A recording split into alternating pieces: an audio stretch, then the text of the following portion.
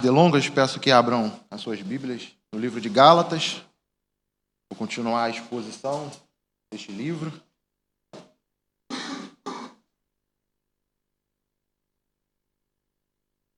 Nós estamos no capítulo 3 e hoje nós veremos do verso 15 até o verso 25, se Deus assim nos permitir.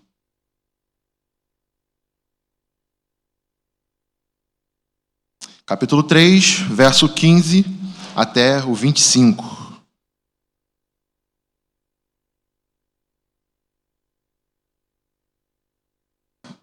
Todo mundo encontrou? Amém? E assim diz o texto. Irmãos, humanamente falando, ninguém pode anular um testamento depois de ratificado, nem acrescentar-lhe algo. Assim também as promessas foram feitas a Abraão e ao seu descendente. A Escritura não diz e aos seus descendentes como se falasse de muito, mas ao seu descendente, dando a entender que se trata de um só, isto é, Cristo. Quero dizer isto: a lei que veio 430 anos depois não anula a aliança previamente estabelecida por Deus, de modo que venha a invalidar a promessa. Pois, se a herança depende da lei, já não depende de promessa. Deus, porém, concedeu-a gratuitamente a Abraão, mediante promessa. Qual era então o propósito da lei? Foi acrescentada por causa das transgressões, até que viesse o descendente, a quem se referia a promessa. E foi promulgada por meio de anjos, pela mão de um mediador. Contudo, o mediador representa mais de um. Deus, porém, é um. Então a lei opõe-se às promessas de Deus? De maneira nenhuma. Pois se tivesse sido dada uma lei que pudesse conceder vida, certamente a justiça viria da lei. Mas a Escritura encerrou tudo debaixo do pecado, a fim de que a promessa que é pela fé em Jesus Cristo fosse dada aos que creem. Antes que viesse essa fé, estávamos sob a custódia da lei, nela encerrados, até que a fé que haveria de vir fosse revelada. Assim, a lei foi o nosso tutor até Cristo, para que fôssemos justificados pela fé. Agora, porém, tendo chegado à fé, já não estamos mais sob o controle do tutor. Fechem seus olhos. Vamos a Deus em oração. Nosso Pai, eis aberta a Tua palavra, Senhor. A minha oração, Pai, é que nós venhamos a entrar aqui, compreendê-la e aplicá-la aos nossos corações. Dê-me, Pai, capacidade de explicar com sabedoria e que Teu povo saia daqui cheio pela Tua palavra, Senhor. Que Teu Espírito esteja entre nós, em nome de Jesus. Amém. Irmãos, nem se eu gostasse muito, eu conseguiria fazer uma introdução que embarcasse tudo aquilo que eu já trabalhei até aqui com vocês. Então eu vou tentar ser bem breve, sucinto e trabalhar simplesmente o contexto do capítulo 3 para a gente poder dar sequência. Porque, como eu disse na última pregação, aqui no capítulo 3 consiste o centro da epístola de Gálatas. Aqui está o ápice em que Paulo quer chegar e quer trabalhar com aquela igreja. Então nós precisamos entender todo esse capítulo para que esses versículos que nós lemos e que nós vamos trabalhar aqui nessa manhã possa fazer ainda mais sentido e ter mais força ao nosso coração. Como nós vemos e trabalhamos até aqui, Paulo está respondendo a um grupo de homens que buscava perverter o evangelho da igreja da Galácia. Eles não diziam de forma direta que as palavras e o ensino de Paulo estavam errados e buscavam de maneira clara ser contrário a Paulo. Não, eles traziam ensinos sutilmente trabalhados para que eles entendessem que a fé em Cristo Jesus é real. Cristo se manifestou, o Messias esteve entre nós, ele morreu e ressuscitou, e agora nós temos a vida pela fé nele, porém, é necessário que nós venhamos a guardar a lei, é necessário que nós venhamos a cumprir a Torá e fazer com que nós podemos agradar a Deus por meio dessas obras e sermos aperfeiçoados em meio a ela. Wallace, essa é a sua palavra? Não. O próprio Paulo diz isso no capítulo 3, versos 3. Abra aí na sua Bíblia. Olha um pouquinho mais para trás. Será que vocês são tão insensatos que, tendo começado pelo Espírito, querem agora se aperfeiçoar pelo esforço próprio? Paulo tinha o entendimento que a pregação do Evangelho alcançou aquela igreja da Galácia, porém, aqueles que buscavam perverter esse Evangelho estavam conduzindo eles a uma vida contrária à fé que eles tinham proclamado. Então, Paulo está literalmente dizendo: vocês estão sendo insensatos. Vocês tiveram acesso a uma fé que é muito superior. E é isso que Paulo quer trabalhar no capítulo 3, a superioridade da mensagem do Evangelho. Então ele começa falando que, assim como aqueles que se levantam diz que vocês são filhos de Abraão, eu digo, pela fé vocês são filhos de Abraão, não pelo cumprimento da lei. Porque pela lei vocês não podem ser justificados, mas pela fé. Então Paulo começa a tratar exatamente as palavras que eram levantadas pelos que perseguiam a ele e que buscavam perverter o Evangelho, de maneira que aquele povo venha entender a narrativa histórica em seu devido lugar e aplicá-los ao seu coração. E é muito importante que a gente entenda exatamente esse ponto, porque nós vamos chegar em um momento a qual nós iremos nos perguntar: por que Paulo está tratando de uma narrativa aqui? O que faz sentido Paulo tratar exatamente essa questão aqui? Eu quero que vocês estejam bem atentos, porque o texto é difícil, mas é muito enriquecedor para o nosso coração. E percebemos então que Paulo ele vai trazer um aspecto da lei bem negativo. Ele vai dizer: olha, a lei não justifica, é pela fé que vocês são justificados. A lei os torna malditos. Por quê? Vocês não conseguem fazer cumprir toda a lei. Logo, vocês são malditos perante a lei. E ele finaliza dizendo: a bênção que vocês receberam pela fé, que é a bênção de Abraão, vocês receberam por meio da fé, e não por causa da lei. E ele coloca a lei em um local e traz para o outro lado agora as bênçãos de Abraão, a promessa que foi dada a Abraão e que nós recebemos pela fé. E é isso que Paulo vai trabalhar em todos esses versículos que nós lemos. A promessa de Deus a Abraão, sendo ela superior ao cumprimento da lei. A promessa de Deus dada a Abraão, sendo ela superior ao cumprimento da lei. E assim diz o texto, verso 15. Irmãos, humanamente falando, ninguém pode anular um testamento depois de ratificado, nem acrescentar-lhe algo. Irmãos, eu peço bastante atenção, porque em todo o texto parece que tem dúbias palavras com sentidos que parecem ser contrários, e a gente precisa esmerilhar, tratá-lo ali para que a gente possa entender o texto com clareza. Algumas traduções vão trazer essa palavra humanamente falando como falo como homem.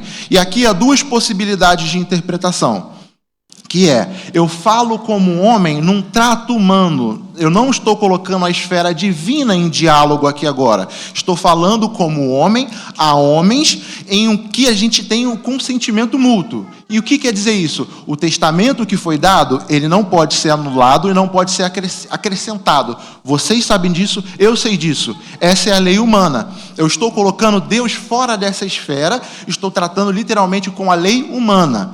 Essa é uma interpretação. E a segunda interpretação é que Paulo está tratando de uma questão idiomática. E o que significa isso? Paulo está falando exatamente o que eles já sabem. Olha, irmãos, humanamente falando o que vocês já sabem, falando o que vocês já conhecem, o que já está no entendimento de vocês, A lei, ela não pode ser anulada e nem acrescentada. Eu fico com essa segunda interpretação, porque eu entendo que a lei de Deus, a lei estabelecida tanto por Deus quanto por homens, ela não pode ser mudada e nem mesmo acrescentada num entendimento humano e no entendimento divino.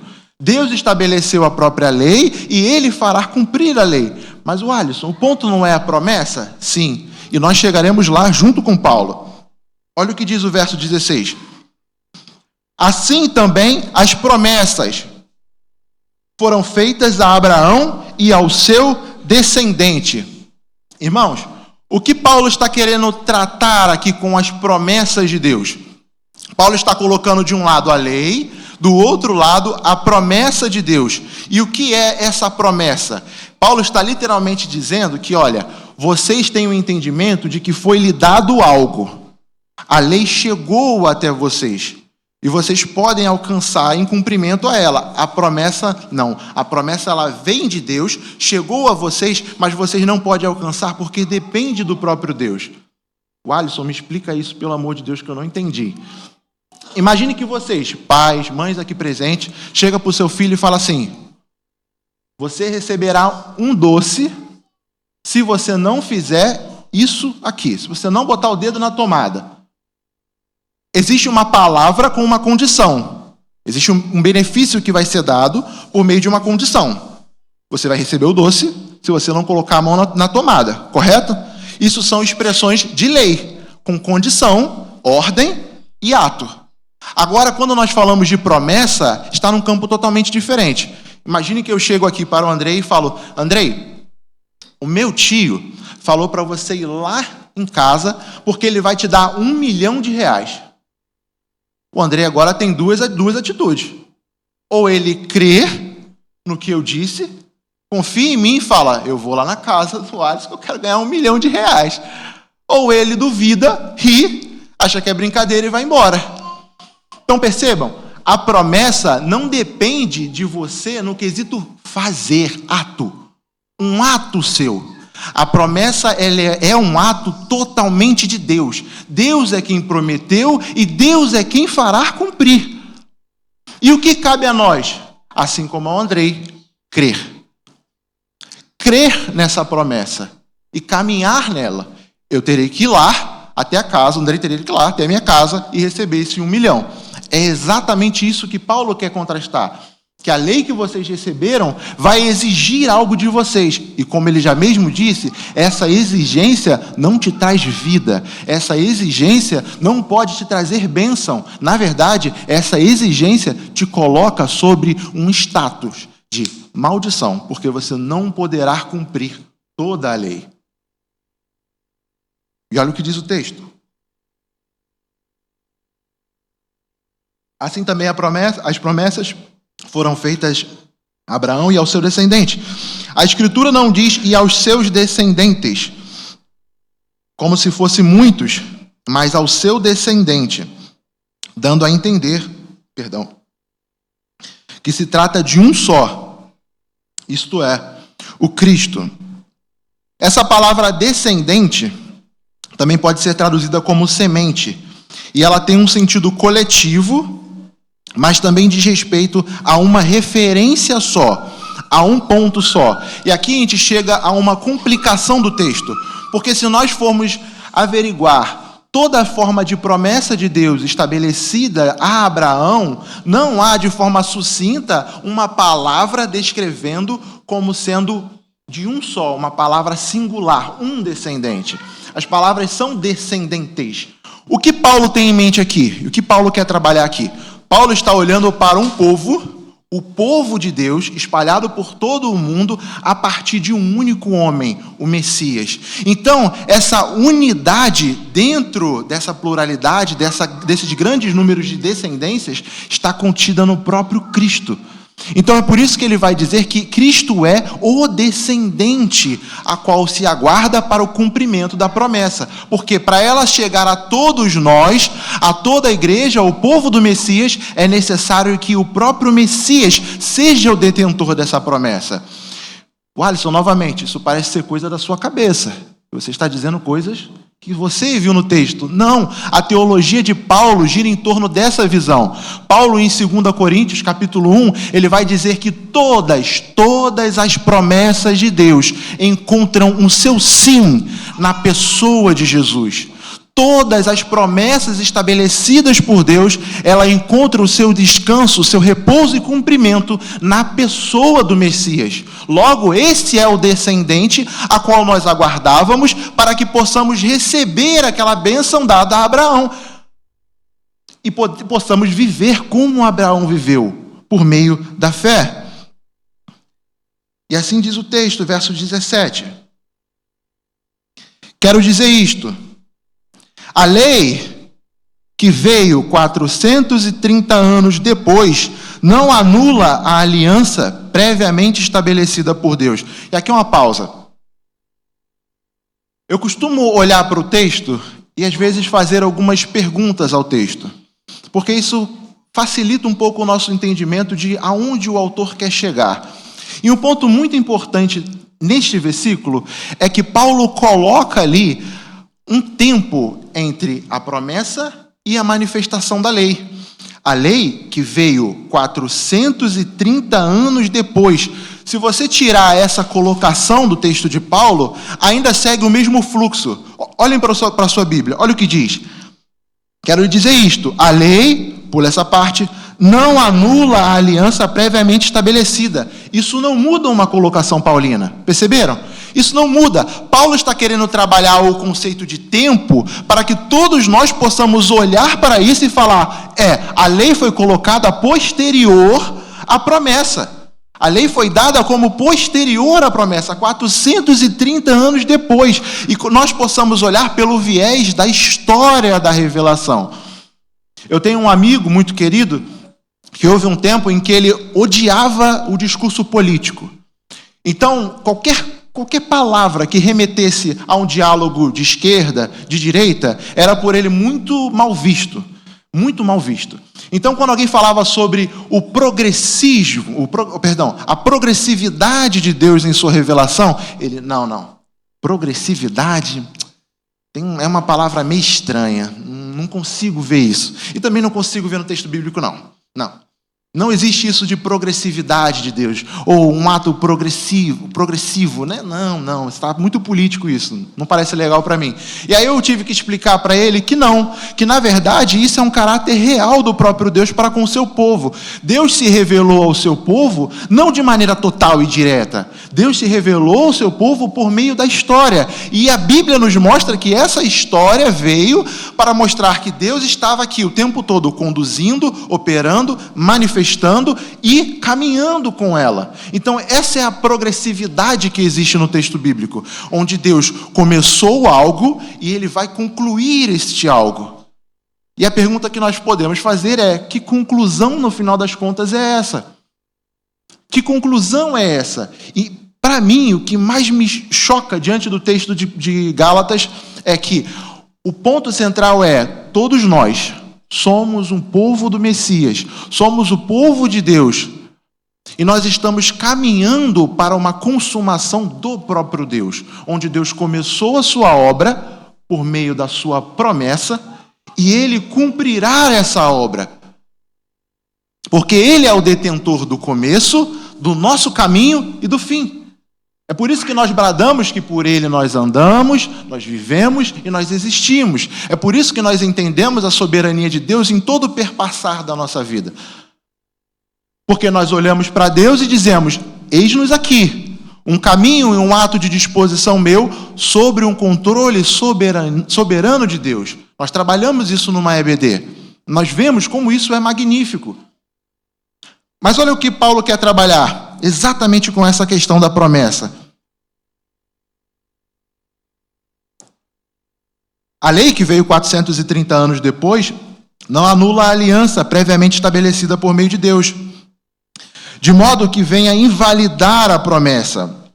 Em outras palavras, a lei que Deus estabeleceu e que formou consigo uma aliança com Abraão, ela não pode ser anulada por meio da lei do Sinai. Não é como se Deus agora estabelecesse a lei do Sinai e fosse invalidado a promessa de Deus dada a Abraão, pela sua aliança abraâmica. Essa também é a idade o significado da progressão dentro do conceito de alianças de Deus. Mas aqui é um assunto para outro momento.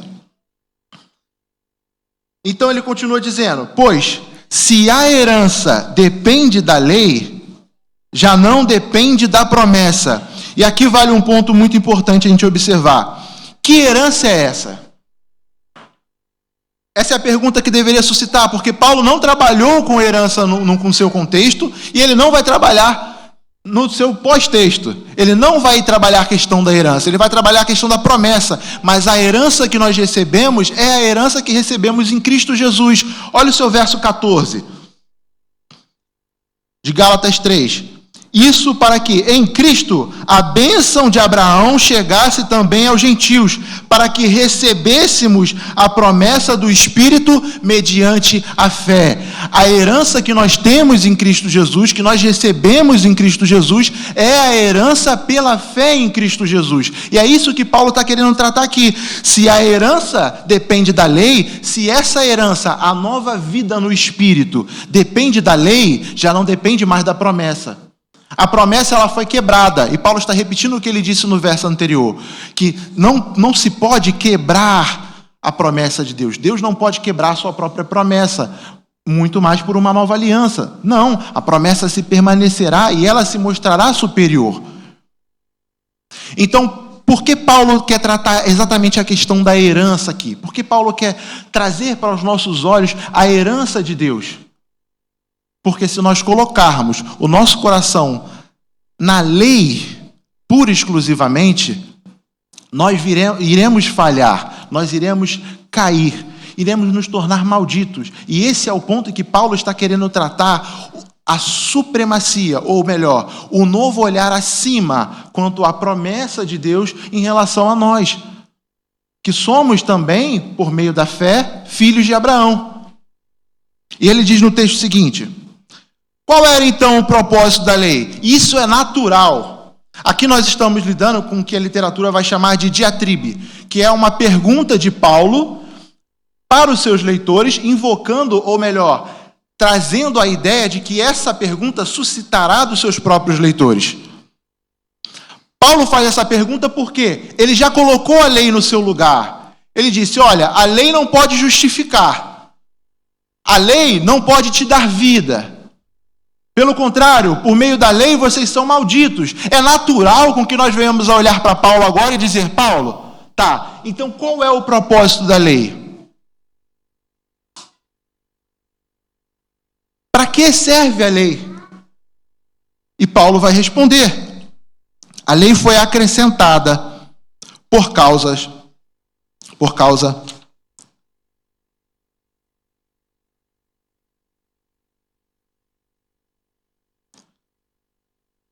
das transgressões. E aqui vai uma outra pergunta para Paulo. Paulo, em que sentido?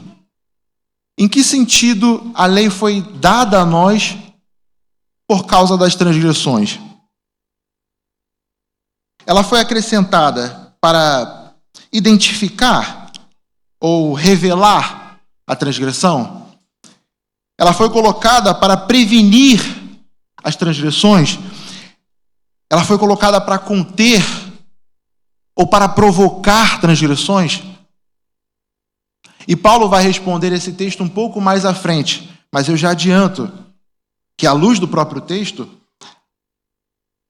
a lei veio para mostrar o que é o pecado e restringir e proteger e conter este pecado no meio do povo de Deus. Mas ela não pode gerar vida. A lei não pode nos dar vida. Em outras palavras, ela nos foi dada a um tempo e para o seu tempo, como ele mesmo diz, por causa das transgressões, até que viesse o descendente a quem se referia a promessa. Então Paulo vai colocar novamente um tempo. A lei foi dada para um tempo, para um momento, até que. O ponto final é o até que. a manifestação do Cristo vai trazer para nós a relevância da lei para nós. Porque é em Cristo que se cumpre a promessa do descendente. E por isso, a lei não tem mais aquele papel de nos conter, de nos ensinar a prevenção e ao cuidado, de nos limitar e de nos escravizar. Na verdade, agora nós vivemos uma liberdade pela fé no descendente. Pela fé naquele que veio e fez cumprir e valer toda a lei por nós. E que morreu por nós para que nós possamos agora viver em novidade de vida. Viver essa nova vida pelo Espírito. Então ele segue.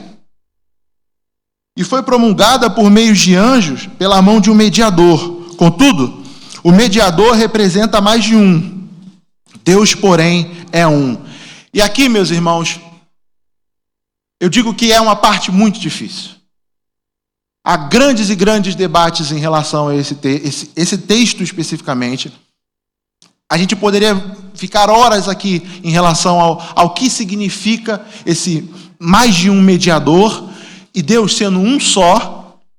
E poderemos dizer várias teorias que surgem no meio acadêmico.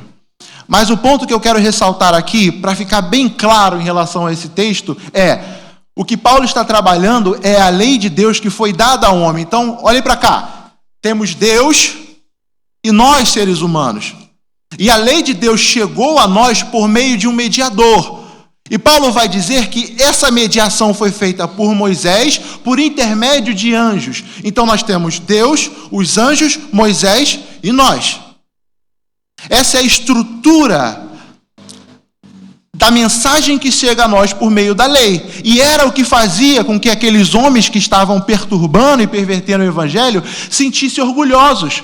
Nós recebemos uma palavra e com a lei embaixo do braço, eu sei o que vocês devem fazer. Vocês querem agradar a Deus? Eu sei como dizer. Por quê? Deus me deu na sua lei o que vocês devem fazer por meio de anjos a um mediador, Moisés. E Paulo vai pegar exatamente esse argumento dele e dizer, olha, esse argumento é muito bom. Ele é bom. Mas a promessa é superior em que sentido? É o próprio Deus que faz a sua promessa para Abraão.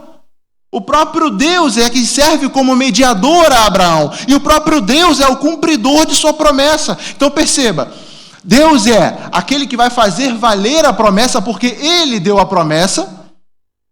E Deus é aquele que firmou a promessa com Abraão por meio de uma aliança. Logo, a lei não pode ser superior à promessa. E a lei não consegue alcançar a superioridade da promessa.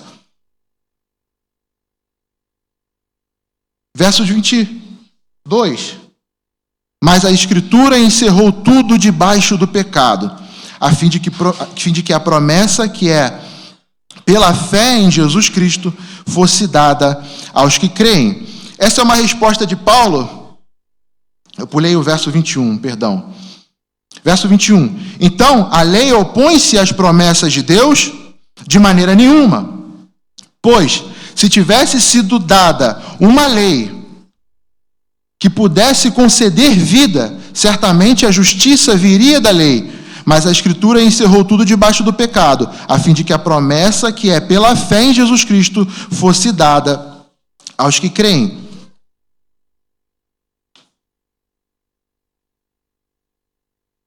A lei não se opõe às promessas. Esse é o ponto de Paulo. O ponto, na verdade, é que a lei não pode gerar vida.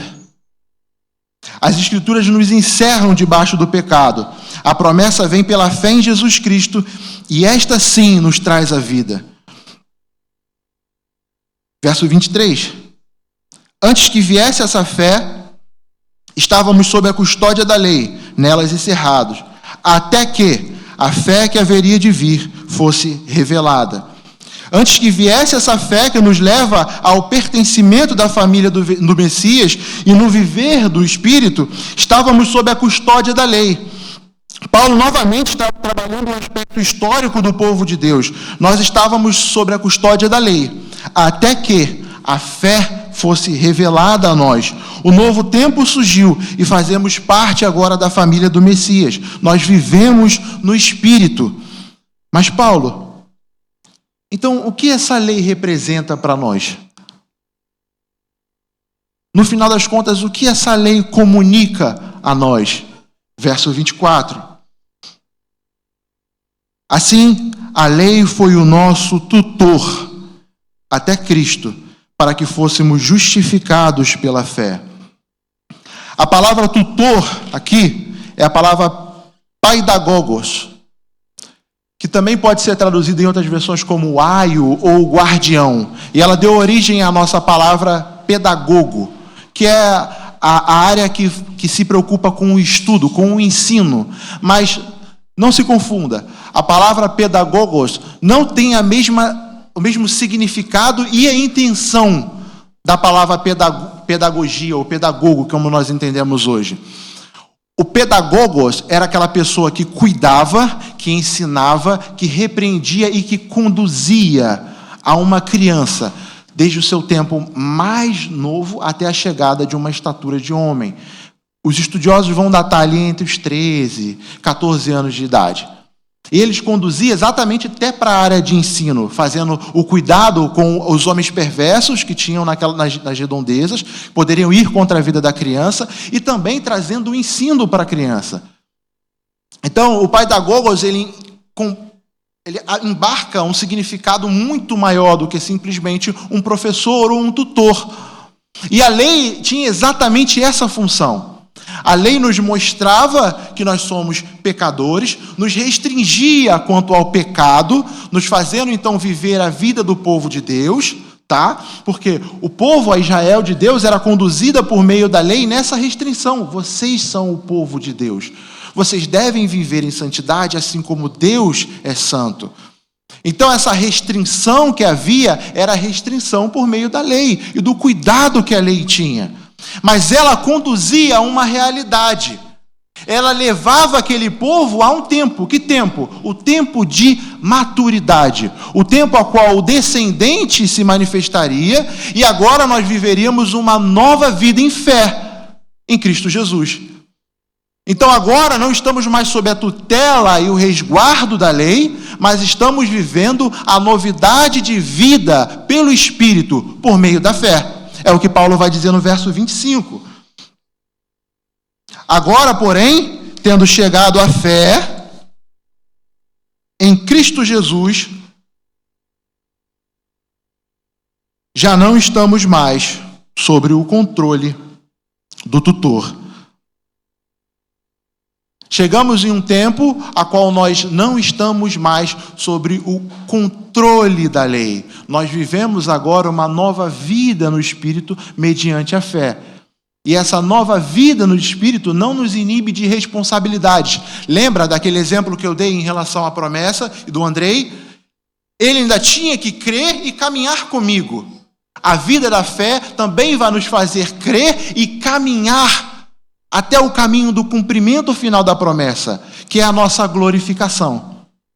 Então ainda nós temos responsabilidade. Paulo vai trabalhar isso no final do capítulo 5. A nossa responsabilidade agora como homens e mulheres que vivem à luz desse descendente que trouxe para nós uma nova vida. E aqui vale duas aplicações. Primeiro, a lei era usada pelos perturbadores da igreja da Galácia como um meio de controle, escravização e separação. Nós vemos isso nos dias de hoje. Homens que dizem saber a vontade de Deus e imputam fardos nas costas de outros irmãos pequenos na fé e causam separação entre o povo do Messias. Homens que, dizendo saber qual é a vontade de Deus, começam a trazer fardos e mais fardos, peso sobre as costas dos outros, como: ei, seu cabelo está muito grande, homem. Você não pode ter esse cabelo tão grande. Você não deve comer mais carne. A carne do porco, a mistura de tecidos, tudo isso está na lei, vocês precisam cumprir, vocês precisam fazer valer. E o cumprimento e os desejos vão sendo ainda mais impostos e colocados sobre os corações. Paulo vai dizer que nós temos que olhar para estes homens e tê-los como anátemas, temos como malditos. Mas, irmãos, nós também temos que ter cuidado, também temos que ser cautelosos, para que nós não sejamos aqueles que estão causando divisão, aqueles que estão criando sectarismo, grupos dentro do povo de Deus. E como nós podemos fazer isso? De maneira muito simples, eu tenho uma condição melhor, eu vou andar com quem tem condição melhor. O meu irmão fala abrido. Eu não gosto de gente que fala muito e ainda fala errado. Eu vou andar com outras pessoas. Eu vou ter comunhão com outras pessoas. Essa deve ser a nossa preocupação em relação a esses homens que estão lá fora, que mentem e tentam dominar a igreja de Deus e causam, então, separação entre o povo de Deus, e temos que ter esse cuidado aqui dentro. Quando nós podemos, de maneira sutil, causar essa divisão, causar essa ruptura no povo de Deus. E segundo, é possível que não haja diante de nós homens que desejam nos escravizar por meio da lei, mas que sejamos induzidos por Satanás a sermos escravizados pelos desejos de cumprir a lei. Em que sentido? Satanás simplesmente coloca em nosso coração que não podemos viver no Espírito se não tivermos cumprido a lei. Sabe quando você peca e o seu desejo é de cada vez estar mais distante? Quando você peca e você não consegue se colocar em oração. Quando você peca e ler as Escrituras parecem impossíveis. Quando você peca e estar em comunhão com os irmãos é indesejável a você. Essa é a ação de Satanás no seu coração. Então, Alisson, o que eu faço? Pecou? Arrependa-se. Vá diante de Deus em oração. Se incline ao trono da graça e suplique por sua misericórdia. Pecou? Abra as suas escrituras, se arrependam e vai buscar ao Deus que se revela nas suas palavras. Pecou? Não deixe de congregar, esteja conosco, esteja em comunhão, vivendo a vida da fé. Mas o Alisson, eu não pequei, fui envergonhado pelo meu irmão. Satanás faz a mesma coisa, te induz a ficar mais distante, te induz a pensar que as pessoas estão te olhando com olhares de apontamentos, te induz a pensar que as pessoas estão te vendo com maus olhos, te desejando como distante, e você vai se distanciando ainda mais, se distanciando do tempo de oração, se distanciando da leitura bíblica, se distanciando da comunhão com os santos. E não há nada mais prazeroso do que estar na comunhão dos santos. Não há nada mais revigorante para a nossa alma do que estarmos aqui, cantando louvores ao nosso Senhor, adorando ao Rei dos Reis e ouvindo a Tua palavra ministrada aos nossos corações. Então, irmãos, que nós possamos sair desta manhã entendendo que a promessa de Deus se cumpriu na pessoa de Jesus Cristo. E que Ele trouxe para nós um novo tempo de pertencimento ao seu povo. E que nós não venhamos a sair do meio do arraial de Deus por qualquer coisa. Que nós possamos permanecer. Quando nós viemos a pecar, que nós possamos nos arrepender, voltar-se para Ele, para o seu trono de graça que está estendido a nós. E com graça vivermos a novidade de vida. Amém. Vamos a Deus em oração.